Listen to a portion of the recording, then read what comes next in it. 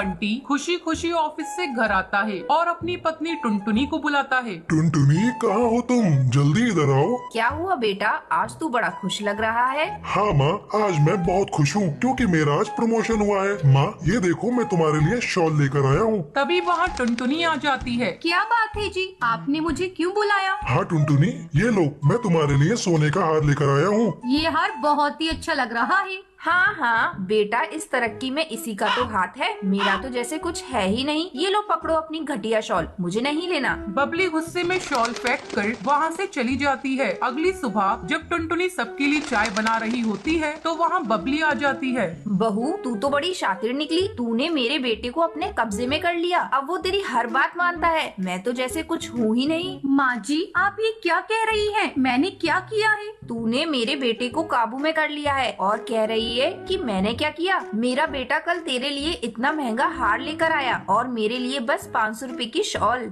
माँ जी, वो हार आप ले लीजिए, मैं क्या करूँ? मैं तो इतने महंगे हार पहनती भी नहीं हूँ। अच्छा, तो अब तू मुझे भीख में देगी? मैं तेरे पर तोड़ दूंगी। तू अपनी औकात में रहा कर, अब खड़ी खड़ी मेरा मुंह देखेगी। चल अब जा जाके चाय बना। टुनटुनी बबली को चाय देती है। बबली जानबूझकर गर्मा गर्म चाय टुनटुनी पे गिरा देती है।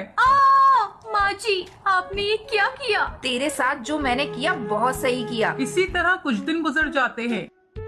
एक दिन बबली जंगल से घर आती है। टुनटुनी, अरे ओ टुनटुनी, कहाँ मर गई? जल्दी से मेरे लिए एक गिलास पानी ला। अभी लाती हूँ माँ जी। टुनटुनी पानी लाकर अपनी सास को लाकर देती है। तभी अनाज घर में से जलने की बू आती है। टुनटुनी भागकर अनाज घर में जाती है। हे भगवान, ये क्या हो गया? माँ जी तो आज मुझे मार ही डालेंगी। तभी बबली कबूतरी आकर टुनटुनी पर चिल्लाने लगती है। अरे ये क्या किया तूने? पूरे साल का राशन का तूने सत्यानाश कर दिया। कल मुही इतना अनाज और चावल जला दिया। पूरे साल भर का तो था।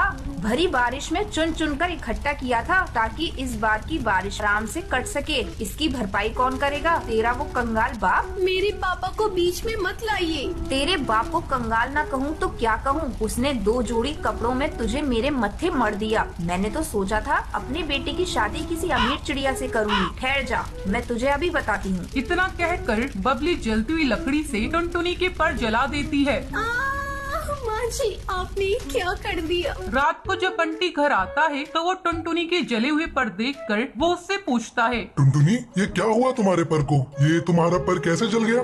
वो कुछ नहीं जी, किचन में काम करते समय जल गया था। टुनटुनी, तुम झूठ मत बोलो, मैं सब जानता हूँ। ये सब माँ का किया जा रहा है। मैं अभी माँ से जाकर पूछता हूँ। बंटी गुस्से में बबली के घोंसले में जाता है। माँ, तुमने बहुत अत्याचार कर लिया टुनटुनी पर। अब मैं और नहीं रह सकता यहाँ पर। मैं टुनटुनी को लेकर यहाँ से चला जाता हूँ। नहीं बेटा, इस बुढ़ापे में तू मुझे छोड़कर मत जा। आगे से तुझे मेरी कोई शिकायत नहीं मिलेगी। नहीं माँ, अब मैं तुम्हारी एक नहीं सुनूंगा। मैं जा रहा हूँ। बंटी टुनटुनी को लेकर घर छोड़कर चला जाता है और दूसरी नदी किनारे बने पेड़ पर अपना आशियाना बनाता है। ऐसे ही कुछ साल गुजर जाते हैं। एक दिन जंगल में भारी तूफान और बारिश आई हुई थी। माँ इस भयंकर तूफान में कैसे अपने आप को बचा रही होंगी? मुझे जाकर उन्हें देखना चाहिए। बंटी और टुनटुनी भारी तूफान का सामना करते हुए अपने पुराने घर पहुंचते हैं। वहाँ बबली कबूतरी बारिश में भीग रही थी और आखिरी सांसें गिन रही थी। माँ, तुम्हें क्या हुआ माँ? बेटा मुझे माफ कर दे। बहू, तू भी मुझे माफ कर दे। इतना कहते हुए उसकी सांसें वहीं रुक जाती हैं। उस दिन के बाद से टुनटुनी और बंटी अपनी माँ के घर में रहने लगते हैं।